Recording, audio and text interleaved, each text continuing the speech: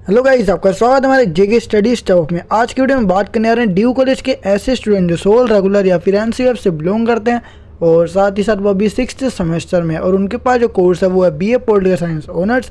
और इसके अंदर एक बुक जिसको आप सब्जेक्ट भी कह सकते हो, वह अपनी पब्लिक पॉलिसी इन इंडिया। तो इसकी जो सेकंड यूनिट है उसके सेकंड पार्ट की हम इस वीडियो में बात करेंगे और इसी पार्ट में हम जो यूनिट सेकंड है उसको कंप्लीट कर देंगे। तो वीडियो को स्टार्टिंग से एंड तक जरूर देखना। तो चलते अपनी वीडियो की ओर शुरू करते हैं अपनी video. So without wasting time let's begin our video.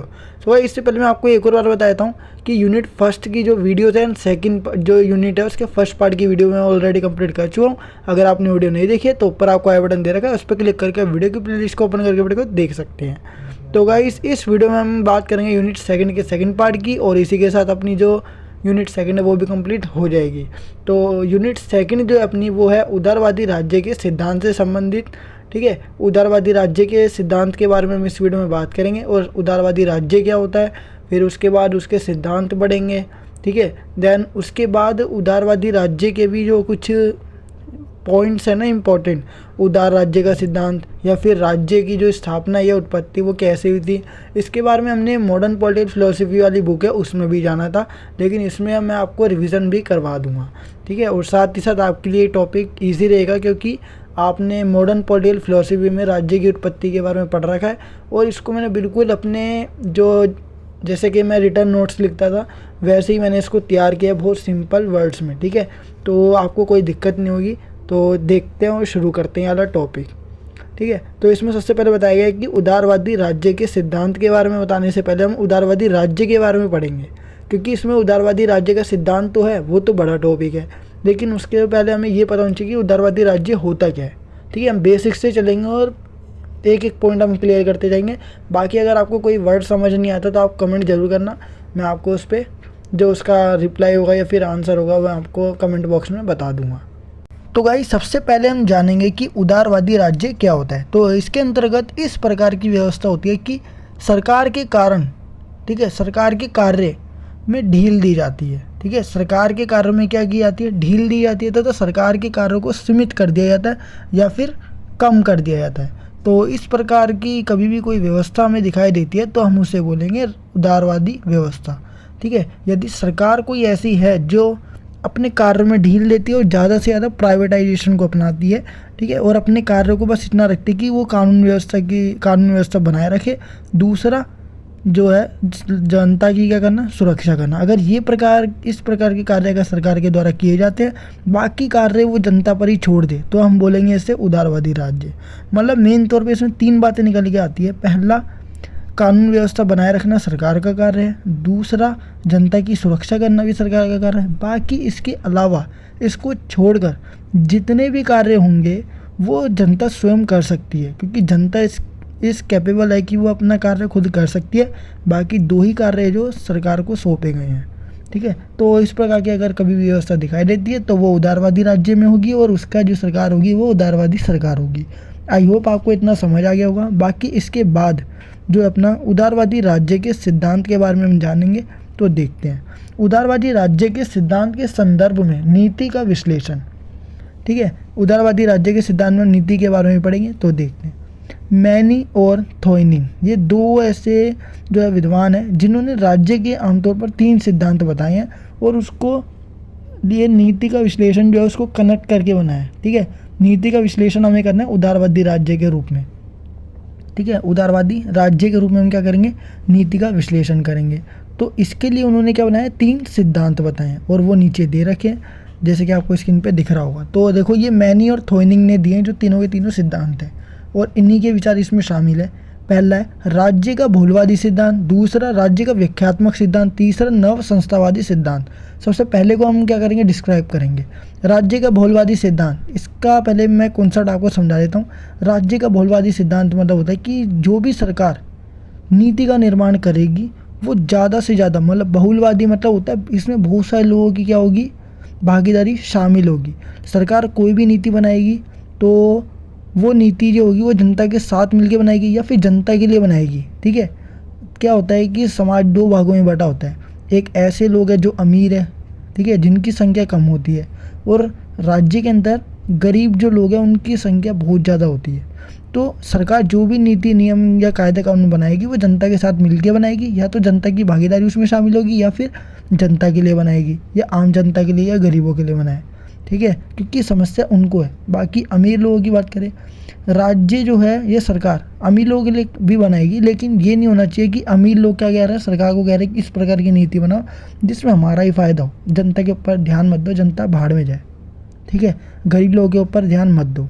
ठीक है, अगर वो ऐसा करती है या फिर कुछ अमीर वर्गों के द्वारा सरकार को ठग लिया जाता है या सरकार को पैसा देकर, ठीक है, सरकार को पैसे दिए और सरकार के कार्यों में क्या कर दी, बाधा डाल दी, और सरकार क्या होगी, पैसा देखकर मजबूर हो जाएगी कि इन्होंने मेरे को पैसा दे दिया, अब मेरे को इनके लिए नीति या नियम या कायदे कानून बनाने पड़ेंगे।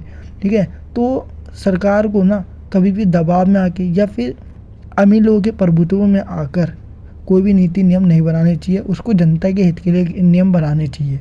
ठीक है, राज्य का बहुलवादी सिद्धांत यही कहता है, और इसी के बारे में इसमें जानेंगे, देखते हैं। सरकार के द्वारा जो भी लोक नीति बनाई जाती है, अर्थात सार्वजनिक नीति या जो ऐसी नीति जो लोगों के हित के लिए हो वो बनाई जाती है, वह सामाजिक मांग की प्रतिक्रिया के रूप में मानी जाती है। मतलब समाज में जनता ने क्या करी, मांग करी कि हमें इस प्रकार की नीति बनाकर दो।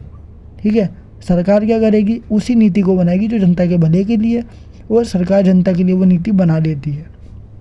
सरकार सार्वजनिक नीति का निर्माण तभी करती है, लोक नीति या कोई भी नीति तभी बनाती है जब जनता के द्वारा सामाजिक मांग की जाती है। जनता क्या कर रही है, मांग कर रही है समाज के अंदर कि गरीबी है, गरीबी को हटाने के लिए कोई नीति बना दो हमारे लिए। ठीक है, तो क्या करेगी सरकार जो है वो सामाजिक मांग को देखेगी कि बहुत सारी जनता की जो मांग है वो गरीबी को लेकर है कि गरीबी कैसे हटाई जाए। तो क्या करेगी सरकार, कोई प्रकार के जो नीतियाँ वो बना के दे देगी जनता को, लो तुम्हारी मांग इस प्रकार से पूरी हो सकती है, ये मैंने नीति बनाई है। तथा सामाजिक मांग करने के बाद सरकार उस नीति का क्या करेगी, निर्माण करके जनता को प्रसन्न करती है, खुश करती है। ठीक है, फिर जनता दोबारा उसे जो नेता है उसको चुन लेगी और वही सरकार आती रहेगी। लेकिन अगर सरकार ऐसा काम नहीं करेगी तो भाई 5 साल पूरे होने दो, हम तुम्हें हटा देंगे। ठीक है, या 5 साल से पहले भी सरकार को हटाया जा सकता है। इस सिद्धांत के तहत सरकार को नीति का निर्माण करते समय, ठीक है, जो ये सिद्धांत है बहुलवादी, इस सिद्धांत के तहत सरकार को नीति का निर्माण करते समय जनता को भी नीति के निर्माण में शामिल किया जाता है। ठीक है, जनता को भी क्या करेगी, नीति जब भी बनाएगी सरकार तो जनता को भी शामिल करेगी। जनता देखेगी कि भाई ये हमारे लिए कानून बना रही है नहीं बना रही। ठीक है, जो भी सरकार है, ताकि जो नीति जनता के लिए बनाई जा रही है जनता खुद उसमें भागीदार हो। नीति के निर्माण में सबसे अधिक से अधिक लोगों का भागीदार होना ज़रूरी है। ठीक है, जब भी नीति का निर्माण हो तो जनता का ज़्यादा से ज़्यादा भागीदार होना ज़रूरी है, क्योंकि नीति को क्या करना, सभी को फॉलो करना, तो उसके निर्माण में भी सबको भागीदारी होना ज़रूरी है। लेकिन व्यवहार में क्या होता है, रियलिटी में देखें तो भाई देखो इसका उल्टा ही होता है, जैसा कि सिद्धांत बताया गया।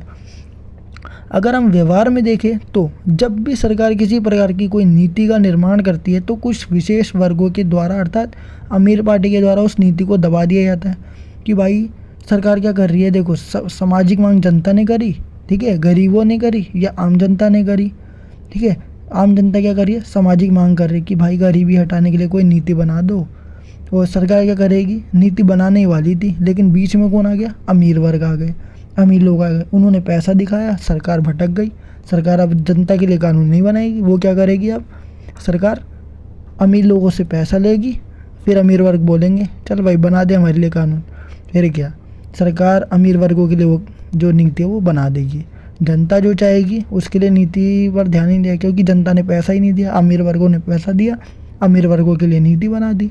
ठीक है, तो इसके विपरीत क्या होता है कि देखो जनता के साथ मिलकर बनाई जा रही है, इसके विपरीत उस नीति का जो निर्माण किया जाता है, ठीक है, व्यवहार में क्या बोला गया है, देखो मैं दोबारा पढ़ देता हूँ पराला।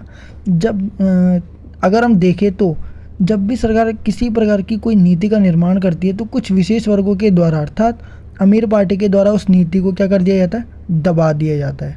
उस नीति को अमीर जो पार्टी है उसके द्वारा दबा दिया जाता है, ठीक है, या रद्द कर दिया जाता है, जो जनता के भले के लिए जनता के साथ मिलकर बनाई जा रही है। ठीक है, जो भी जनता के साथ मिलकर सरकार क्या करेगी, नीति बनाएगी, उसको दबा देंगे, और अमीर वर्ग क्या करेंगे, अपनी नीति सौंप देंगे, लो भाई इस प्रकार की नीति बनाओ, हम तुम्हें सामाजिक मांग तो कर रहे हैं लेकिन साथ साथ पैसा भी दे रहे हैं, तो हमारे लिए बनाओ। इसके विपरीत उस नीति का निर्माण किया जाता है जिसमें विशेष वर्ग या फिर कुछ अमीर वर्ग पार्टी की भागीदारी शामिल हो। जनता की भागीदारी या फिर गरीब लोगों की भागीदारी ज़रूरी नहीं है, अमीर वर्गों की जो अमीर वर्ग है उनकी जो भागीदारी है वो शामिल हो जाती है। ठीक है, भागीदारी हो जाती है जिसमें उनका खुद का क्या होता है, हित होता है। वो हो सकता है कि जिस प्रकार की नीति बनवा रहे हो वो जनता के लिए या फिर गरीबों के हित के लिए ना हो, वो अमीर वर्गों के लिए हो। या हो सकता है कि अमीर वर्ग जो नीति बनवा रहे हैं वो अमीर वर्गों के लिए तो सही है लेकिन गरीब लोगों के लिए हानिकारक हो। ठीक है, कुछ विशेष वर्गों के द्वारा, मतलब बोला गया है कि कुछ जो विशेष वर्ग होते हैं उनके द्वारा सरकार से विनती की जाती है कि आप उन लोगों के लिए किसी भी प्रकार की कोई नीति मत बनाओ।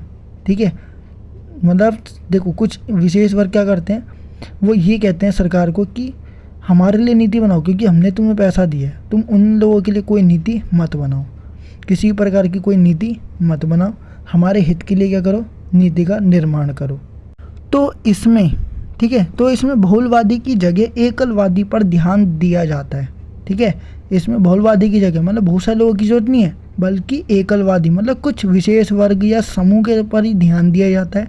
ठीक है, इसमें एकलवादी पर ध्यान दिया जाता है। अब इसके बाद बोला गया है क्योंकि बहुलवादी में अधिक संख्या में लोगों का भागीदार होना जरूरी है और एकलवाद में एक व्यक्ति या फिर एक पार्टी के सदस्य ही शामिल होते हैं और वो अपना क्या देखते हैं, निजी स्वामित्व देखते हैं या निजी हित देखते हैं, सॉरी स्वामित्व नहीं, निजी हित देखते हैं, खुद का भला देखते हैं, जनता का भला नहीं देखते।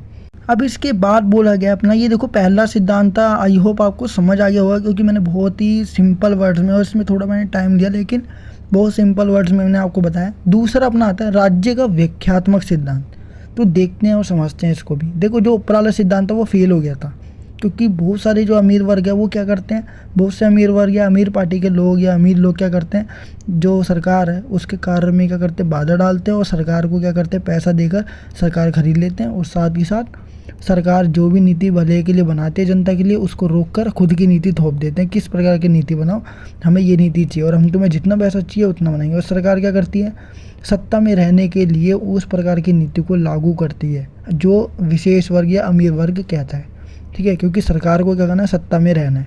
ठीक है, पार्टी या फिर जो सरकार है उसमें बनकर रहना है। अब देखते हैं दूसरा राज्य का व्याख्यात्मक सिद्धांत क्या कहता है। ये बहुलवादी सिद्धांत है। अब व्याख्यात्मक देखते हैं। ये सिद्धांत राज्य के बहुलवादी सिद्धांत की क्या करता है, बुराई करता है, आलोचना करता है। ये बिल्कुल उसका अपोजिट है, उसकी बुराई करता है कि कुछ विशेष वर्गों के द्वारा जो है वो सरकार को लूट लिया जाता है, सरकार को क्या कर दिया जाता है, सरकार पर हावी हो जाते हैं कुछ विशेष वर्ग और सरकार के कार्य में विघ्न डाल देते हैं। ठीक है, उसको रोकते हैं कार्य करने से। तो ये जो सिद्धांत है उसकी बुराई कर रहा है। जब औद्योगिक क्रांति का विकास हुआ तो जो लोग पहले हाथों से कार्य करते थे वो कृषि करते थे या अन्य कार्य करते थे, कोई सा भी कार्य करे, अब उनके पास एक दूसरा विकल्प आया, वह था उद्योगों के द्वारा। मतलब अब उनके पास दो ऑप्शन है, मशीनों के द्वारा भी वो कार्य कर सकते हैं और दूसरा हाथों के द्वारा भी कर सकते हैं। और लोगों के पास किसी भी कार्य को करने के लिए दो विकल्प थे। ऑप्शन कितने थे, दो। जैसे जैसे औद्योगिक विकास होता गया तो समाज में कुछ वर्गों ने उद्योगों पर क्या कर लिया, कब्जा कर लिया और वे उद्योगों के क्या बन गए, मालिक बन गए और अमीर बनते चले गए। ठीक है, मतलब औद्योगिक विकास हुआ तो उद्योगों पर कुछ लोगों ने कब्जा कर लिया और इसके बाद क्या हुआ, वो उद्योगों के मालिक बन गए और अमीर बनते चले गए और उन्होंने कार्य करने के लिए कुछ मजदूरों को लगा दिया, लेबर को लगा दिया और समाज में अमीर गरीब का अंतर उत्पन्न हो गया। और जो ठीक है, और क्या हुआ, जो मतलब अमीर गरीब का अंतर है वो इतना बढ़ गया कि आज सभी तौर पर हर क्षेत्र में, चाहे वो आर्थिक हो, सामाजिक हो, सांस्कृतिक हो, हर क्षेत्र में हमें असमानता देखने को मिलती है। ठीक है, आज हमें क्या मिलती है, अमीर गरीब के बीच में असमानता है, वो भी हर तौर पर हमें देखने मिलती है, हर क्षेत्र में देखने को मिलती है। उस सरकार के द्वारा जो भी नीति बनाई जाती है, ठीक है, जो भी नीति बनाई जाती है वह अधिकतर इन अमीर वर्गों के हित में ही होती है क्योंकि अमीर वर्गों ने क्या कर रखा है, समाज पर स्वामित्व पा रखा है या फिर एक तरीके से कह लो कि सरकार के साथ ही रहते हैं, सरकार के मतलब सरकार के बहुत ज़्यादा क्लोज होते हैं क्योंकि अमीर वर्गों के द्वारा सरकारी कार्यों में प्रभुत्व कर लिया जाता है। सरकार के कार्य में क्या करते हो, प्रभुत्व कर लेते हैं और सरकार को कोई भी कार्य करें, सरकार को पैसा दिखाया, सरकार वो कार्य बदल देगी, जैसा वो लोग चाहेंगे वही होगा। इसी के विरुद्ध कार्ल मार्क्स ने अपने सिद्धांत दिए हैं। कार्ल मार्क्स ने इन्हीं सब बातों पर विचार किया, उसकी बुराई करते हुए कुछ और बात कही है, वो देखते हैं। कार्ल मार्क्स के अनुसार समाज में अमीर गरीब के बीच की असमानता को दूर करना बहुत ज़्यादा जरूरी है, और उन्होंने असमानता, ठीक है, असमानता को दूर करने के लिए क्या बताएं, विकल्प भी प्रदान किए हैं। जो भी असमानता समाज में मौजूद है उसको दूर करने के लिए उन्होंने क्या दिए, विकल्प दिए। किसने, कार्ल मार्क्स ने। उनके अनुसार अमीर वर्गों के संसाधनों का समान वितरण करके समाज में सभी वर्गों को बांट देना चाहिए। अमीर वर्गों से क्या लो, उनके संसाधन लो और बराबर मात्रा में क्या कर दो, सभी वर्गों को बांट दो। ठीक है, ये आज बहुत ज़्यादा नामुमकिन है, क्योंकि कोई भी लोग अपने संसाधनों को यूँ ही थोड़ी ना लुटा देगा। ठीक है, तो इस प्रकार की जो अवधारणा है वो आज इम्पॉसिबल है, लेकिन इनकी थ्योरी है वो हम पढ़ेंगे। तो देखो, इनके अनुसार अमीर वर्गों के संसाधनों का समान वितरण करके समाज में जो वर्ग है सभी वर्गों को बांट देना चाहिए। इस प्रकार समाज के हर वर्गों के पास सभी संसाधन समान मात्रा में उपलब्ध कर दिए जाएंगे। ठीक है, जब सभी लोगों के पास समान मात्रा में जो है संसाधन अगर उपलब्ध हो जाएंगे तो वो समाजवाद बन जाएगा। ठीक है, और समाज में अमीर और गरीब के बीच की असमानता को दूर भी किया जा सकेगा। ठीक है, अमीर गरीब के बीच की जितनी भी असमानता हर क्षेत्र में वो भी क्या हो जाएगी, सॉल्व हो जाएगी। साथ ही साथ कार्ल मार्क्स सरकार के विरुद्ध भी थे। वो सरकार चाहते ही नहीं थे कि सरकार का प्रभुत्व हो, क्योंकि सरकार अगर होगी तो अमीर वर्ग क्या करेंगे, दोबारे बन जाएंगे, और अमीर वर्ग सरकार की जो नीति है, सार्वजनिक नीति है, उसमें विघ्न डालेंगे या प्रभुत्व कर लेंगे, जिससे सरकार जनता के हित के लिए कानून नहीं बनाएगी। तो सरकार के विरुद्ध थे। वे राज्य के अंत के पक्ष में थे, राज्य को नहीं चाहते थे। ठीक है, वे चाहते थे कि जनता का शासन होना चाहिए, जनता क्या करे, स्वयं शासन करे। ठीक है, हर व्यक्ति का शासन पर खुद ही वो होना चाहिए, प्रभुत्व होना चाहिए। यदि जनता स्वयं शासन करेगी तो अपने हित के लिए या कानून या किसी प्रकार का नियम बना सकेगी। ठीक है, यदि राज्य होगा तो फिर से कुछ विशेष वर्गों के द्वारा राज्य की शक्ति का प्रयोग किया जाएगा और केवल विशेष वर्गों के हितों के लिए ही नीतियाँ बन पाएगी, जिससे आम जनता क्या होगी या आम लोग उससे वंचित रह जाएंगे। कार्ल मार्क्स ने अपने सिद्धांतों में ये भी बताया कि समाज में मौजूद समस्या तभी लोगों के लिए समस्या रहेगी जब उसका समाधान प्रभुत्वशाली लोगों के लिए होगा। देखो, जो भी समाज में मौजूद समस्या है, ये सामाजिक समस्या, वो तब तक समस्या रहेगी जब तक उसका समाधान कौन कर रहे हैं, प्रभुत्वशाली लोग, अमीर लोग कर रहे हैं। ठीक है, तब तक रहेगी। अगर वो खुद करने की कोशिश कर रहे हैं, जिस जनता को प्रॉब्लम है, अगर जनता खुद सॉल्व करने की कोशिश करे तो वो समस्या समाधान में बदल जाएगी।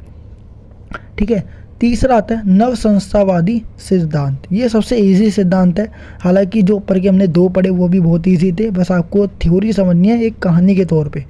ठीक है, बाकी ये जो हमने ऊपर वाला पढ़ा सेकंड वाला, ठीक है, कार्ल मार्क्स वाला, ठीक है, नव जो मार्क्सवादी वाला है, तो वो बहुत ज़्यादा इजी था। बाकी इसमें भी देखो ये भी इजी है, नव संस्थावादी सिद्धांत। इसमें इंस्टीट्यूट की बात की जाती है, संस्था की बात की जाती है जो सरकार के द्वारा स्थापित है।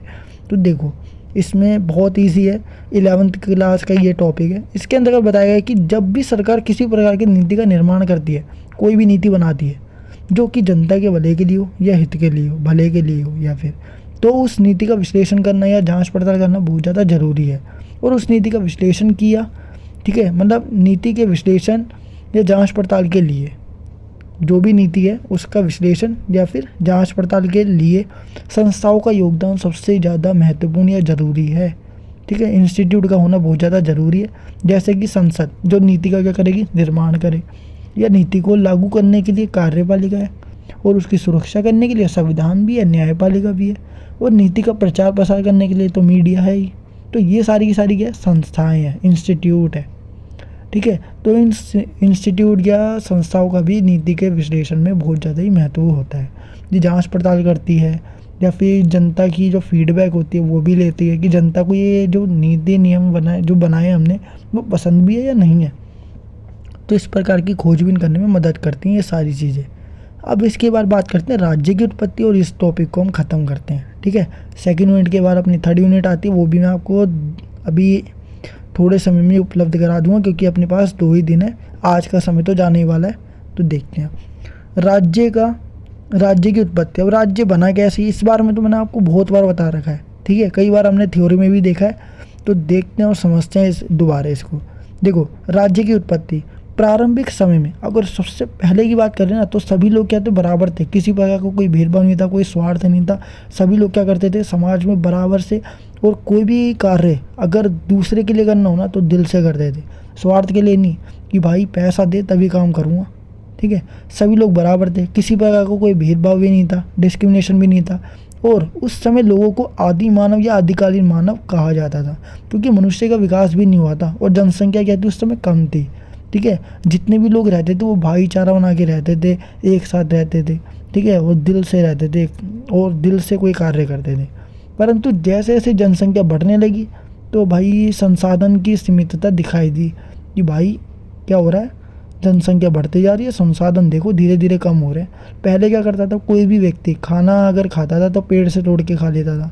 ठीक है, किसी से पूछना भी नहीं पड़ता था। धीरे धीरे क्या हुआ, पहले व्यक्ति को मान के चलो जितनी भूख होती थी ना, वो जाता था और तोड़कर खा लेता था। फिर क्या हुआ, जैसे जैसे जनसंख्या बढ़ने लगी तो अब क्या करता है, व्यक्ति जाता है लेने के लिए, लेकिन थोड़ा सा बचा के, थोड़ा सा क्या करता है, एक्स्ट्रा तोड़ लेता है। पहले जितनी भूख थी उतना लेता था। जैसे मान के चलो किसी को सेब खाना है तो जाएगा, तोड़ेगा, खा लेगा। ठीक है, उसकी भूख खत्म, तो वो जितनी भूख थी उतनी ही लेगा। ठीक है, फिर क्या हुआ, जैसे जैसे जनसंख्या बढ़ने लगी तो संसाधन सीमित कैसे हुए, देखो जो मानव था या कोई भी व्यक्ति वो जाएगा, सेब अगर उसे खाना है जितना, जैसे मान के चलो 2 सेब खाने हैं तो 2 सेब तोड़ लिए, लेकिन वो क्या करेगा, 3-4 एक्स्ट्रा तोड़ लेगा। ठीक है, उसके बाद 6-7 हो जाएंगे। क्यों, क्योंकि वो बाद के लिए बचा के रखेगा, क्या पता भाई वो जब तक उसको दोबारा भूख लगे तो भाई कोई और आके ले जाए।